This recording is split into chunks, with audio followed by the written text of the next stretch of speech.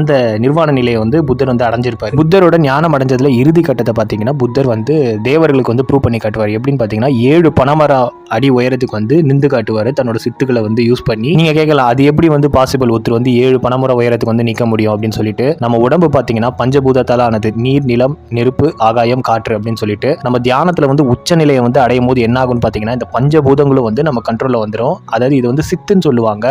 கூடு விட்டு கூடு பாயிறது, அதுக்கப்புறமா வந்து பல சித்து வேலைகள் வந்து செஞ்சு காட்டுவாங்க பல சாமியார்கள். அதெல்லாம் வந்து பார்த்தீங்கன்னா தியானத்தோட உச்ச நிலை தான் அது.